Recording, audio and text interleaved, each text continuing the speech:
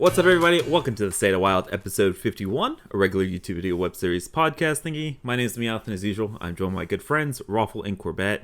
How are you guys doing this week? You know, I'm doing all right. I actually managed to sneak into Legend this week, just before the end of the month. Actually got down to triple digits for a bit, too. It was a little weird. How about you, Corb? I'm doing good. I took a little bit of a break from streaming this week, which is always needed every now and again. But no, already feeling refreshed and looking forward to jumping back into all the Wild Hearthstone stuff.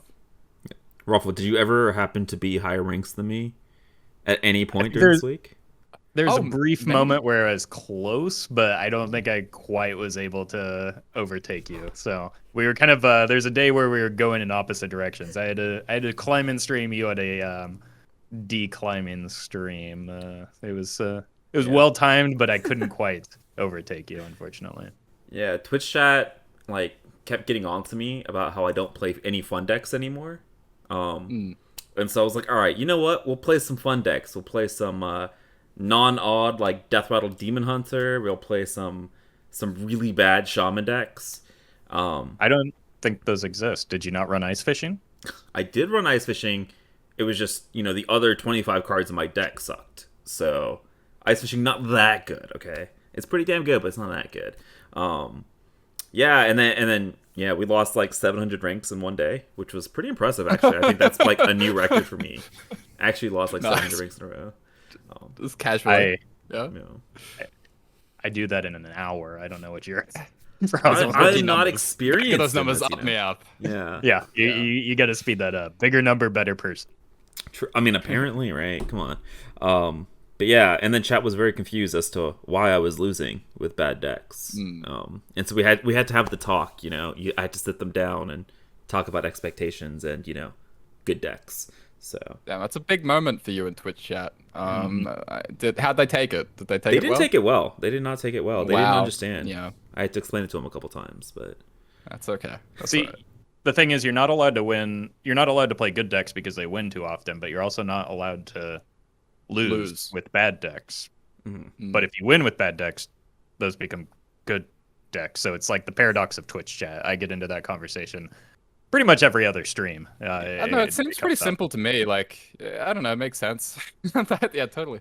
I also had to have the conversation about how every Demon Hunter deck looks like a standard deck. And that one I was not as forgiving with, because that one drives me a little bit insane about how every time somebody comes in while I'm playing Demon Hunter, it's just like, dude, these are like 28 standard cards, bro. Like, play a wild deck. I know. That's one of the things I'm looking forward to the most with like new cards coming out is adding more sets to or more cards to Demon Hunter and having more of them rotate so that I can more freely just like play the class without having to worry about. Like I honestly, I've built decks and it turns out like 28 of them were standard cards and I was just completely clueless because I don't pay attention to the rotations anymore. I build a deck and I add good cards. Sometimes there's a large portion of standard cards. Sometimes there's not. I don't know. It's not something that I think about when I'm building a deck in Wild, at least. But Twitch chat thinks about it, and they won't hesitate to point it out that you're playing a standard deck in Wild. It's true. It's true. All right, that's enough of the banter. Let's get into the real Hearthstone stuff. I lied. Let's get into the housekeeping stuff because we have to take care of that before we do anything else on the episodes. So of course, make sure you guys hit that subscribe button.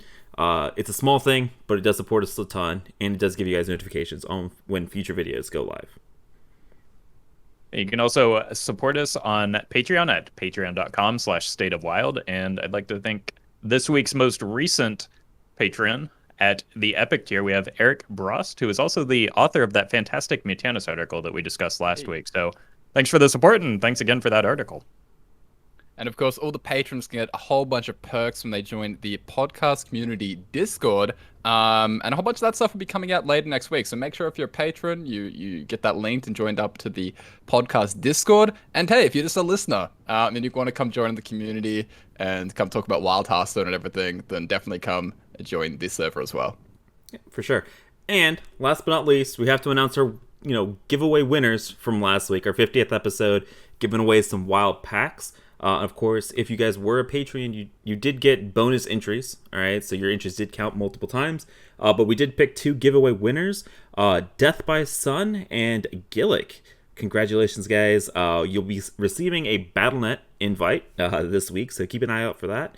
And I'll hit you up with the details. But congrats again, and thank you again to everybody that's been supporting the podcast through 50 and now, I guess, 51 episodes.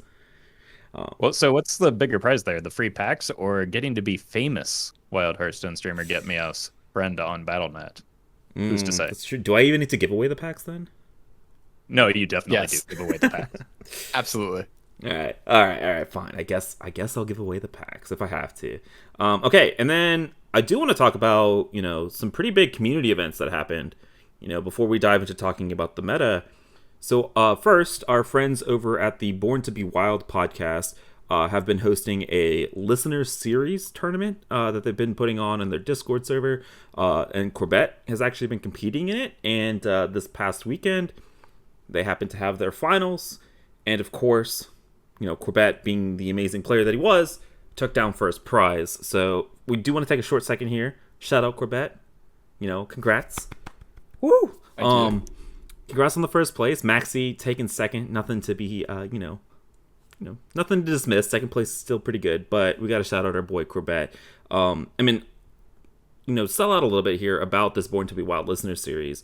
How was it? Was it well run? Do you recommend that other people check it out? For sure. So the broad overview of the Born to Be Wild Listen series was each week there was a new deck building challenge. So one week, for example, had you can only play odd cost spells and all your minions have to be more than 5 mana. And so that creates some pretty interesting weird deck building that goes on. So it was really, really cool. It was definitely very well run. There was a lot of very familiar faces throughout the tournament as well. We had, people like Shia, who won the first season of it. We had Marsh and Boo make the top 4 as well. So a lot of really, really good names of community members and stuff in that. And yeah, it was super fun. There is going to be a season 3, which is very hype. So keep an eye out for that if you're interested in that kind of different style of playing Wild. Because for me, I had a really, really fun time being able to participate with all these challenges and these unique decks and these restrictions, because it meant I got to play these really weird decks and cards that I hadn't really thought about. I got to play in the grand final for this thing. I queued up Odd Beast Druid. And in previous weeks, I had played things like Tonk Hunter with a Katharina package. So it was very cool. So yeah, a lot of fun. And would definitely recommend checking it out if you want to try something that isn't, just like normal wild Hearthstone. Something a little strange. Keep an eye out for season 3. Yeah, I mean, I've just played Odd Beast Hunter before, or Demon, or Odd Beast Druid before, so that doesn't sound that atypical to me, but I like the idea of the kind of limitations and restrictions associated with the deck building. It's really rewarding for deck builders, so it's not surprising that you would do well in that, and it's not surprising that you'd have repeat players doing well in it as well, like Martian and Shia. So it sounds like a lot of fun, and definitely looking forward to season 3. Yeah, Roffle, it's funny you mentioned the odd druid thing, because there were actually a couple weeks where I looked at your videos to try and net deck things that you'd done previously. For example, the week where you can only play odd cost spells and 5 or more minions. I found an excellent video by Roffle on YouTube where he played Dual Odd Paladin, which was actually a perfect fit for the week. And so yeah, Roffle, it turns out your normal decks that you play are actually very good for this wacky format sometimes. Something about a broken clock being right twice a day, I think applies there. Oh gosh. So yeah, make sure you guys check out, first of all, check out the Born to Be Wild podcast. It's another great Wild podcast. If you guys haven't checked it out already, highly recommend to listen. Run by some pretty great people over there. And it sounds like the tournaments are super well run. We'll put a link to their Discord and their website and their podcast all down in the description. So make sure you guys check that out if you guys haven't already. And then there was another tournament that happened last week. So this technically happened the day before last week's podcast went out, but it happened after we recorded. So I guess I do want to talk about this kind of Wild Open community gaming tournament that the 3 of us put on last Saturday. And so congrats to Jumpy Wizard or Spartan for taking first place in the $300 prize pool, beating out Hazer in the reverse sweep in the grand finals, which is pretty insane. And then we had two other names in the top four that you might recognize in No Way and Boo Lee. So it was lots of big names in the tournament, lots of really, really crazy, cool games. And so I've been super busy this week, but I will be posting some of those highlights of that tournament over on my YouTube channel as well if you guys want to check that out. But we had like an Odd Priest beating an Odd Warrior in Fatigue, which was like absolutely insane. And then we had the craziest Yogg-Saron saving a game. Like, sorry for the spoiler alerts, but like just to tell you kind of how hyped some of those games were in the tournament. But yeah, I think it was really, really well, put together and run by the people over at Community Games. So again, shout outs to them because this wouldn't have been possible without them. But yeah, it was. I actually really just enjoyed watching competitive WoW because we don't always get that opportunity, right? We didn't have the wacky deck building restrictions, but watching good players pilot good decks. And I think just going through the deck building process of like a lineup and, people were like targeting glare and different types of strategies that people had to varying degrees of success, right? We had a Dead Man's Hand Warrior in the grand finals, like crazy deck. So yeah, it was really, really awesome. And I hope it was like a really good like viewer experience as well. Because I know I had a lot of fun, but I hope everybody else that was watching it also had a lot of fun. I mean, as soon as I got off the caster desk, I was glued to my computer watching the rest of the game. So I thoroughly enjoyed it. I had a good time both casting and watching all the way through to the finals because it was a community run tournament and open signups. There's a good mix between some of the big name high legend finishers that you would expect, as well as maybe less competitive players that are just like dipping their toes in the water, trying out the competitive scene a little bit, and so maybe pick some comfort decks as well as more atypical decks than what you might expect, which led to a good mix of kind of high level Hearthstone and still high quality play, but maybe less common decks. We saw some evolved shamans. You mentioned the Yogg-Sarons, so it was a really good mix of a lot of fun, wild gameplay. So looking forward to the VODs as well. Yeah, for sure. I'll definitely take a look. Would recommend it, guys. Some really interesting games, and yeah, like I said, some really interesting lineups as well. So it was super fun to not just be able to cast it, but kind of go back and watch everything as well. And so yeah, I hope everyone enjoyed that. Yeah, and again, to Roffle's point, Jumpy Wizard's not a name that I know Roffle and I at High Legends see very often, and it's not necessarily saying that they're a bad player, right? Not everybody has the time to play, hundreds and hundreds of games of Hearthstone, right? To reach High Legend, and so, I mean, I don't really want to call it a Cinderella story because Jumpy Wizard like played pretty damn well the entire tournament, right? They deserve that win, and so like it's just, hey man, you don't have to be a top 100, top 200 legend player to compete in a tournament and potentially win it, right? Like as long as you know what you're doing, play the decks that you know well. Like Jumpy Wizard had Clown Druid, but played Clown Druid really, really, really well, and like ended up winning the tournament, which was pretty awesome. So yeah, I really hope that it was fun to watch. And hopefully, fingers crossed, we might do something like this again in the future. Whoa. Oh. No, maybe too much of a spoiler. Maybe. No, I don't know. All right. Okay, so let's get into actually, the whole point of the podcast. Let's talk about the state of the WoW metagame. So just kind of broad, open-ended question. How have your weeks been? On ladder, and how are you feeling about the meta? Well, like I said, I did hit Legend. I actually hit Legend myself with Clown Druid as well. After seeing it in the tournament, I was inspired to play it. And just as was the case in the tournament, what I learned is the best thing that you can do with that deck, and the secret to a solid win rate with the deck, is get good Yogg-Sarons. And so, off the back of several very skillful Yogg-Saron rolls, I did manage to break into Legend. At that point, I switched over to the Scimitar Rogue. That I just wanted to get a feel for the deck. I'd been seeing it a bit. I know it was farming Stealer of Souls, and I got to say, after my games, I was not terribly impressed with it. I think that you're probably just better off with Kingsbane. Yes, it's faster, but I think it's a little bit more high rolly. I think that where it excels is against something maybe like a Secret Mage and slow priest decks if you can race down their shadow essence if you happen to run into big priest, but it seemed to do reasonably well into Reno decks just because I was killing people before Reno, on a semi-regular basis, but I don't think that the deck is quite consistent enough to have game, I guess, especially against some of the other aggressive decks in the format. I was conceding the board pretty early on, and it didn't feel like I was getting enough damage through ahead of time. So that was a deck that was maybe overrated and was kind of just abusing the Stealer Souls Warlock deck. So probably going to see people shift back to more Kingsbane. I've been seeing that pop up quite a bit. I was skeptical of Blade Flurries initially. I may be wrong about that. I know Meowth was saying the same thing on his stream. We're not allowed to be wrong, Roffle. We're not allowed to be wrong. You can't admit that. I'm happy to admit when I'm wrong, but I'm still skeptical. I'm still not entirely sure, but I haven't tried it yet myself, so I can't really say for sure. Other than that, I feel like word is out about the shamans. I've been seeing a lot of different shaman builds. It's not so much a secret anymore. I think people are agreeing that that's a good deck. But aside from that, it's just been a lot of Secret Mage, and I've been playing a lot of decks that lose to Secret Mage, so my rank is nowhere near where it was.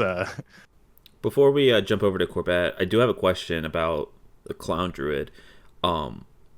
Is that just like finally the way that we build this like control Druid list now? Like screw the Jade package that's just way too slow, and we just run like Clowns and Yasharge and Strongmans? Is like kind of consensus now that this is just like the best idea?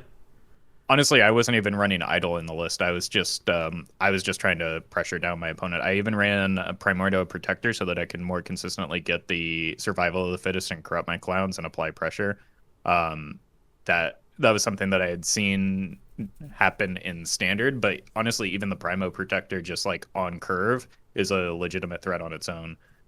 So I think that Jade, this is frequently been a misconception because I used to play a lot of Jade Druid when I would play at high ranks, is the deck has the capacity to go infinite, but that's not how it wins. And so even things like when Skulking Geist was in the metagame, like it'd kind of be a ticketed situation where I just shrugged my shoulders and finished beating down the opponent. Yeah, the Jade Idol like infinite win condition hasn't actually been a win condition in any capacity for a very long time. It's more just a something that you put in your deck as like a safety net. So as to whether like the Jades or the Clowns, to me they're just like two distinct decks. It's like discussing two completely different archetypes just because one of them is, as Ruffle said, just so heavy that I imagine does get worse into some of the more aggressive matchups. But I do think on average, like the Clown Druid is probably better than the typical Jade list that you do see on ladder. I think the Jade, like, there's really not that much refinement and exploration going on with Jade because no matter how you build it, it's probably just not very good. But I would be interested to see things like Glowfly Swarm and Whispering Woods and Lotus in like a Jade list, basically. Even with that one idol, just because those are good cards, right? Like Glowfly Swarm is the good card in the Jade deck, I think. That said, I'm not the one that's going to go experiment with that because I'm not really interested in Jade Druid right now. So yeah, I don't know exactly what it is with the whole control-y, slower Druid shell, but I do think Clowns are better than what you typically see. Your issue is probably the fact that they're all like 29 of the same 30 cards, and so they all play the same exact way. Yeah, well, like, I don't know, the clown package is pretty big, though, right? Like, with the survival of the fittest, the clowns, the kun. So there is, like, a pretty distinct difference, I think, between that and Jade, where it's really, like, 8 to 10 cards different. And you do give up a lot of some of, like, the removal and anti-aggro stuff that you have going on. But yeah, I haven't really played much of that Druid stuff for a very long time, though, to be fair. Yeah. But talking about things that people are playing, what people are actually using on ladder, I took a look this week at the HS Replay win rates, and made a little bit of a tier list of sorts. Not my opinion, but just the on words tier list. Oh. Yeah, I don't like saying it because it's not really my opinion. I just took like top 1,000 games on HS Replay. I just looked at cards that were unique to each archetype and looked at basically what the card performance was as a way of evaluating the deck. For example, you can look at Quartermaster as a sort of an odd paladin check, or you can just look at Baku itself, or you can look at I don't know, like Ship's Cannon and Warrior, and kind of see how Warriors are going. And so yeah, I came up with this HS Replay top 1000 tier list. So what you're saying guess is this is the gospel truth according to Corb, and this is Yeah, something like that. Exactly. Yeah, this is Okay. definitely exactly what I would say. And if there's any issue with any of this, it's all my fault. Do you want to read through it But for those that are listening? Yeah, I'll read through the whole thing. So the HS Replay top 1000 tier list. It's very scuffed again. I don't want to get in trouble with this. So it's Odd Paladin, Dark Glare. Those are basically the same. Pirate Warrior, Galakron Shaman in tier 1. In tier 2, we had Even Hunter, Odd Demon Hunter, Murloc Shaman, Reno Priest, Secret Mage, Tax Pally, Big Priest, Disco Lock, Kingsbane Rogue. In tier 3, there was Malagos Druid, Reno Shaman, LPG Mage, Scimitar Rogue, Reno Lock, Odd Rogue, Aggro Druid, and Cute Lock. And then in tier 4, we had Aggro Shaman, APM Mage, Mazaki Mage, and Odd Warrior. There were a few things here where it's very hard to look at like Shutterwalk Shaman, for example, because every Shaman deck runs Shutterwalk, so I can't exactly narrow that down very cleanly, especially when Reno decks have heavy overlap. And there are a few decks that probably perform better with different builds. For example, the new Zoth version of Reno Lock actually looks a lot better than the normal Reno Lock. And so running New Zoth, very similar to what Meowth was using when it first got buffed, that actually looks quite solid as an example of something that could shoot up the tier list with a different build. Can we start at the top here and talk about like Sure. Odd Paladin versus Dark Glare? You mentioned that they were pretty equivalent in kind of the win rates that you were seeing. I do want to say, if you guys were a part of our State of the Wild Discord server, I said this a couple days before Corbett even made this tier list, but I was like, Odd Paladin low key might be one of the best, if not the best, deck in the format right now, but I don't think anybody's ready for that conversation. And then Corb went and put this tier list with Odd Paladin as, number one. I was just like, Meowth was right. Meowth has a big brain sometimes, Yeah, I mean, does some of that have to do with the matchup into Dark Glare Warlock though? Like, how is it against, like, if you're looking at it both against Dark Glare and Pirate Warrior? I'm not sure about Galakron, but like, I feel pretty good about with Odd Paladin into a lot of the other decks that are at the top of this list. So is it just favorable matchups, you think, or is like the deck just again being underrated? I mean, it's just always being underrated, right? Like people keep bringing it to THL. It has a really clean matchup spread into a lot of the best decks. It does lose to things like Murloc Shaman, although I'm sure that matchup has gotten slightly better because of the Crab Rider nerf. I think Odd Paladin in particular benefited a lot from the Crab Rider nerf and sort of the changing of things where like Handoff Paladin got pushed out. There aren't that many Pirate Warriors right now on ladder either, despite the fact that Pirate Warrior is another really good deck. And so I think that Odd Paladin is sort of just benefiting from just its particular counters not being highly played, and the fact that it just has have a very clean matchup spread otherwise, where there's only kind of a few things that bully it, and those aren't typically decks that people like to play, much like Odd Paladin, funnily enough. Especially with the Bear of Tech in Odd Pally for the Dark Glare matchup specifically, that matchup becomes very bearable, if not maybe even slightly favored. I don't want to go into any of that, but it feels like a matchup I can very easily win as the Odd Paladin. So, especially at High Legend, it feels like, I mean, dude, like I said, man, low key, maybe not even low key anywhere because we're talking about it a ton here. Odd Paladin, I think, might have a claim to that number one, spot as the best deck. And like I said, at the top of this whole thing, I was like, look, this is very scuffed. Like, this is a very iffy way of necessarily doing a tier list. But I also think that it came out looking pretty accurate to me, like very much aligned with a lot of what I was thinking. There were a couple surprises that we'll dig into, but I wasn't really shocked to see that Odd Paladin has a really high win rate, and Dark Glare also has a really high win rate. And those could have flipped easily if I looked at a different card, for example. That doesn't fit my narrative. Don't do that. Yeah, sorry, I can't actually say that. But yeah, a few things that did stand out was the Galakron Shaman win rate as well. We've been talking about that being really good, and it was kind of interesting to go through and see that it has continued to be really good. This is all post-Stealer ban, by the way, in case anyone was wondering. I forgot to say that. But yeah, Galakron Shaman looks really good. Even Hunter looks really good. And that was an interesting one as well, where Even Hunter looks like a really, really strong deck in the format, which is kind of bizarre. And something Roffle was saying earlier about the abundance of Secret Mage, Even Hunter looks like just a really great mage counter in general. And that's kind of helping Even Hunter a ton. I thought that there was a chance that Even Hunter would drop. I've been watching Even Hunter's win rate on HS Replay and things like that for a really long time now, for a month. And I haven't wanted to bring it up because it's like, I feel like I'm gonna get laughed at if I say, guys, Even Hunter's like actually doing really well right now. Despite the fact that Meowth is a believer, Meowth will have it known, Meowth is a believer. But I've been saying that for a while too. I don't know why people are sleeping on this deck. It's just good. I really thought that there was a chance that would go down a lot after the Stealer ban is the thing. I thought at first, oh, it must be picking on APM Mage. And then I was like, oh, it must be picking on Stealer. And then I looked at this post-Stealer nerfs and it's like, no, just good. Just a good deck. And I started playing it myself and kept winning with it. And I'm like, oh, it's just a good deck. Weird. So, yeah, Even Hunter's really strong as well. I've been on this Even Hunter train for like 2 months now. All right, people laughed at me, dude. My captain, I'm gonna call you out, NHL fan. You laughed at me for bringing Even Hunter to a competitive setting, and then I farmed with Even Hunter. It was nuts. The deck is nuts. It's so good. It's the current day iteration of Face Hunter, and you just have super efficient minions, super efficient face damage, and you have insane amounts of burst. Like, the deck is so good.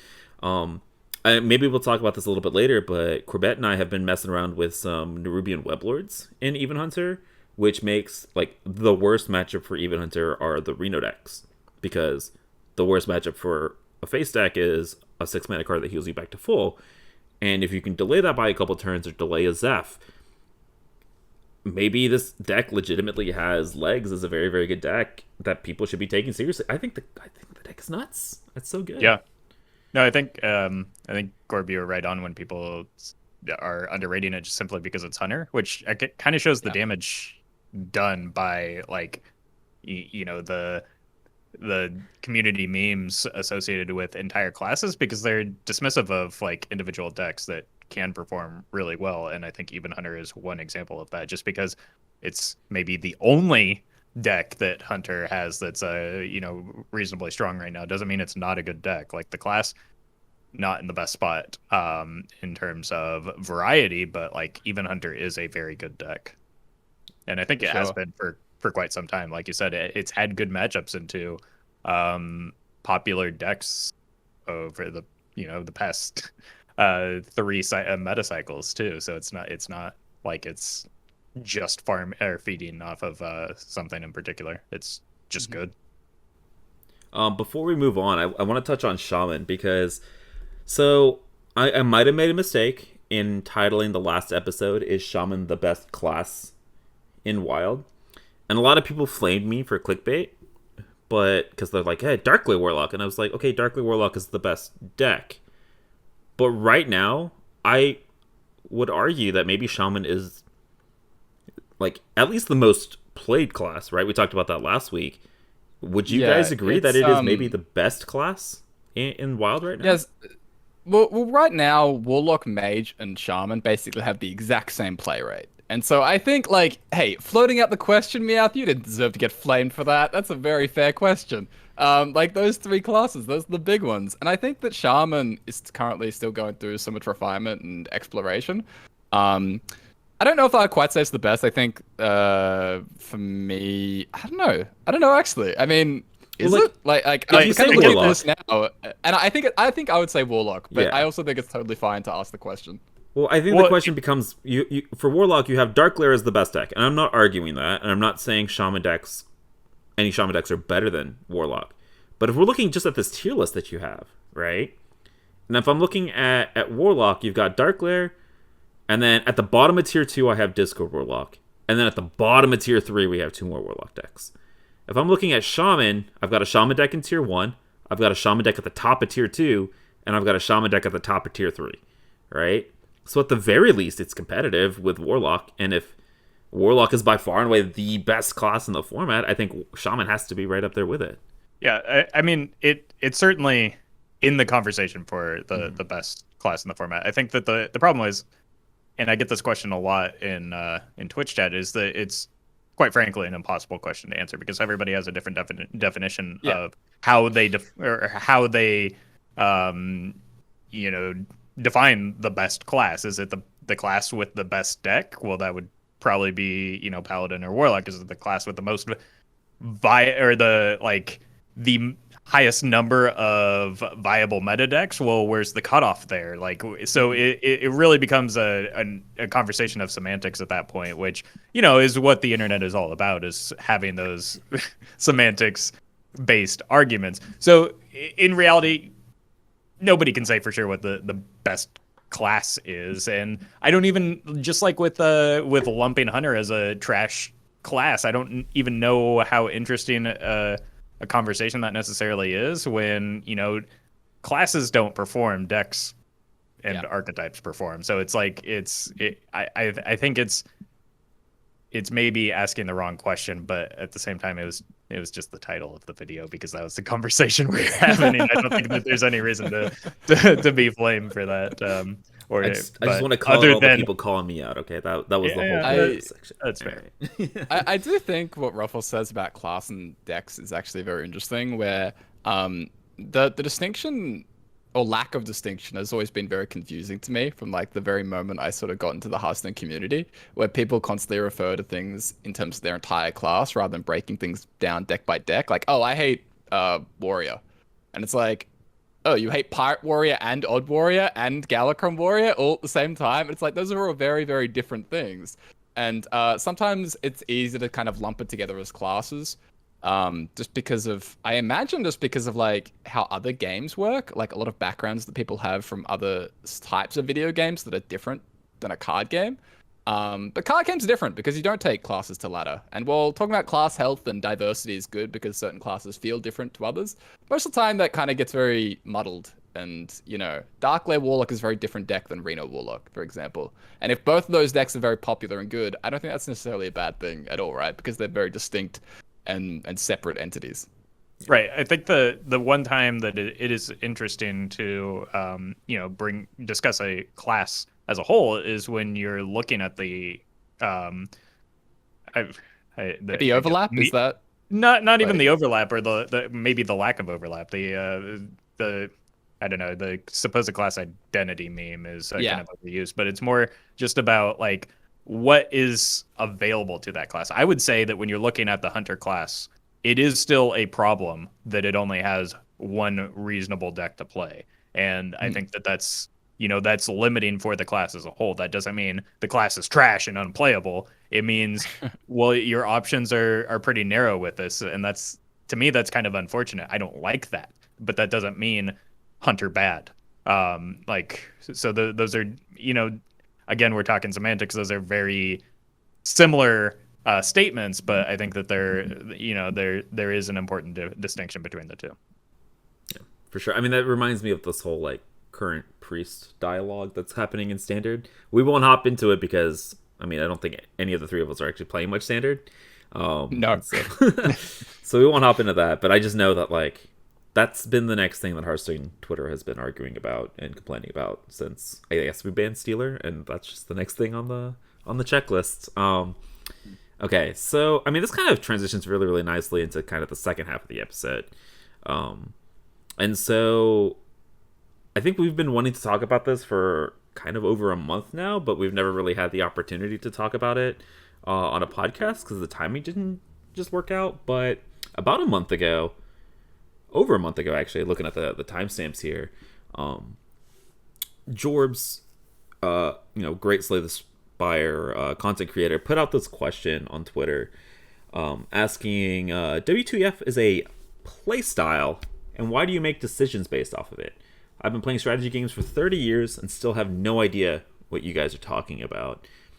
And I think this was just, it brought up a really, really interesting conversation between LSV and Brian Kibler, and I don't know, I just loved reading the replies. And so I figured to bring it up here and just kind of have an open discussion about it.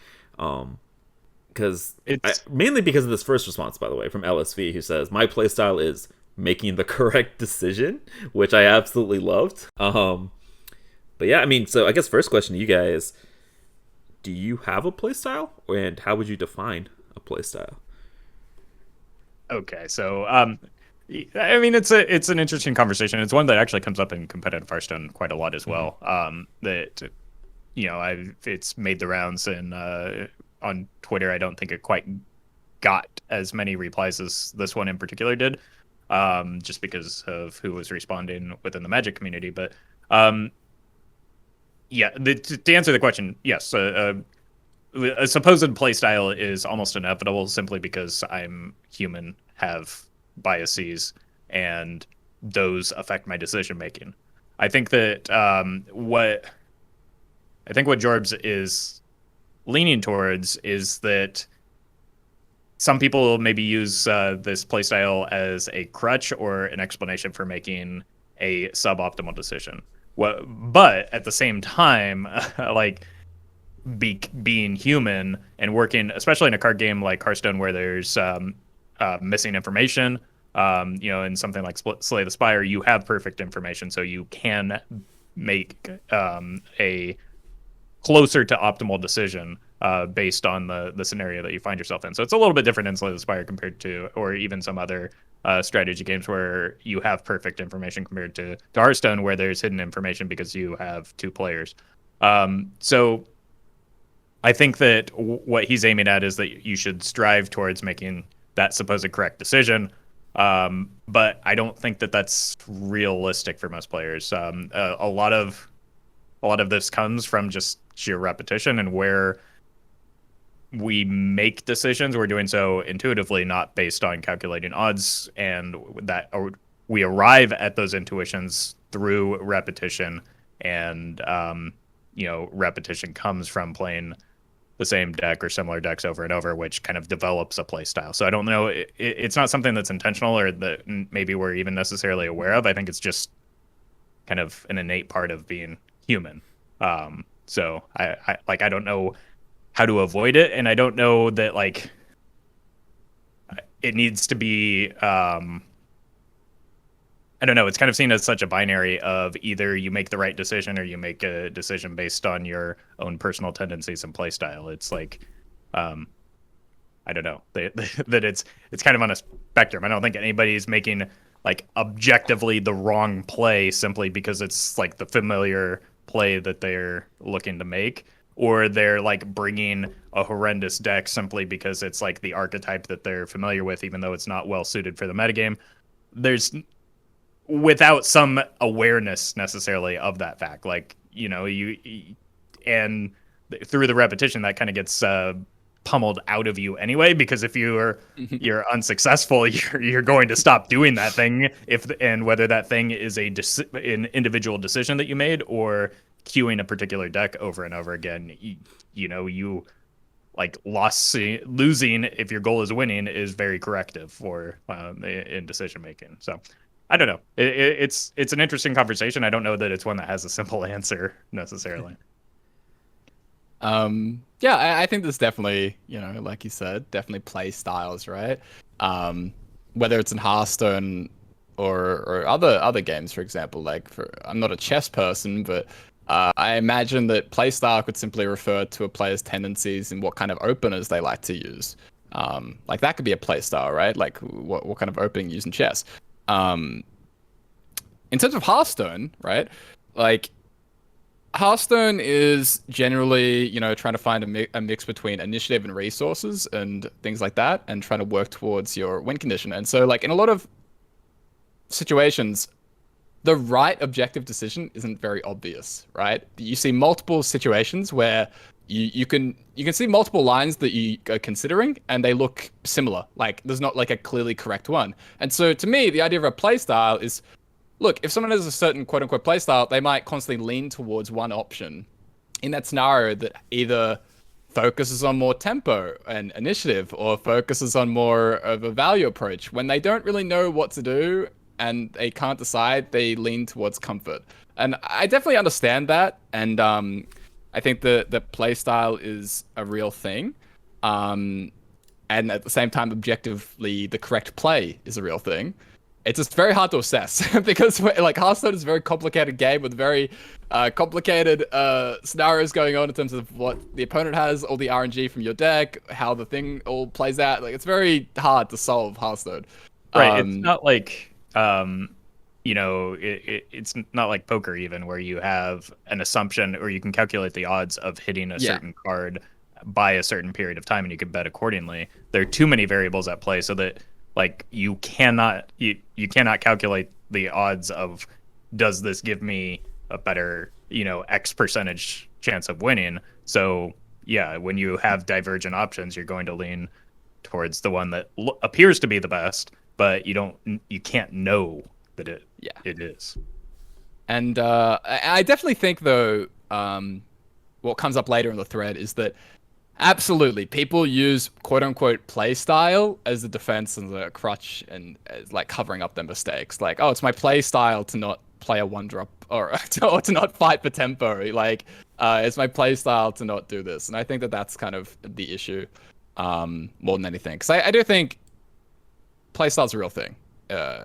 Which disagrees with kind of what Jobs' initial tweet said.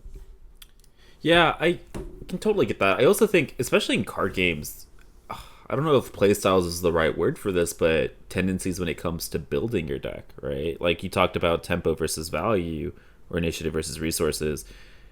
If I'm building a deck and I have to decide what that last card or the last two cards are in, it's like I can put this card in that, is a really, really strong tempo play or this really, really strong value card or something in the middle.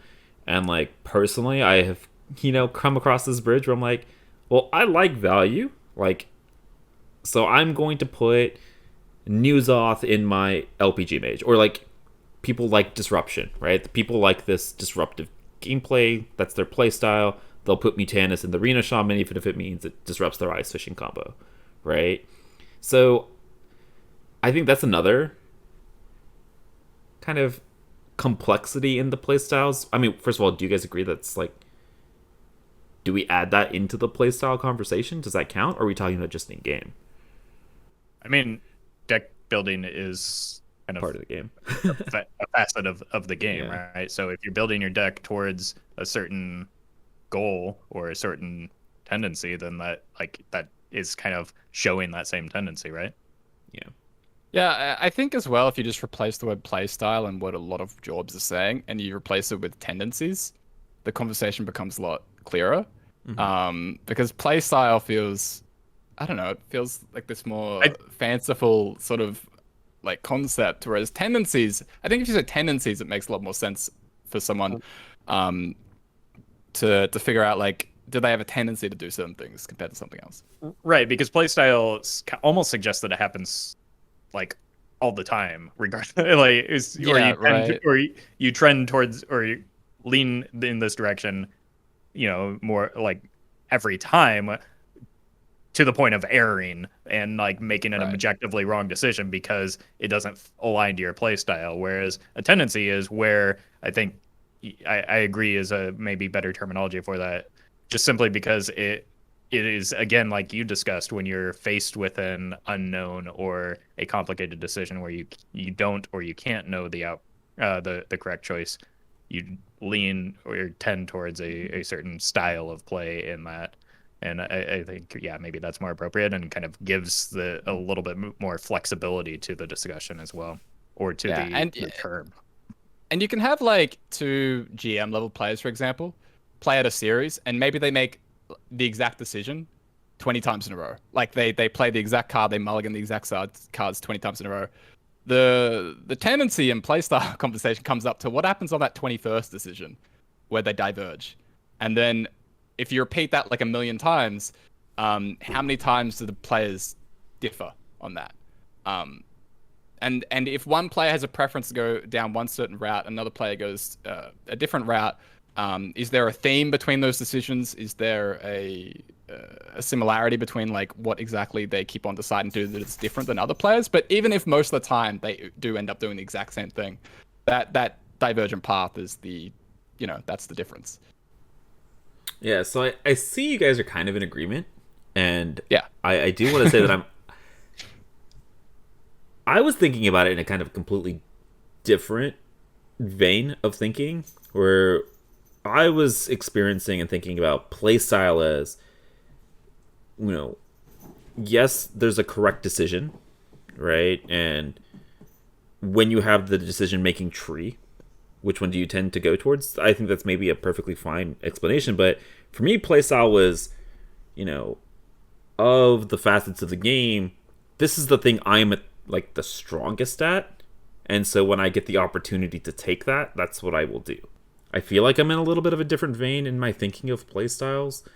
So, I mean, this is something that actually came up in the thread itself. That there were kind of, you know, diverging conversations even within the Twitter thread. That LSV brought this up with Kibler, where, you know, players tending to be like maybe specialists of an archetype or even a deck.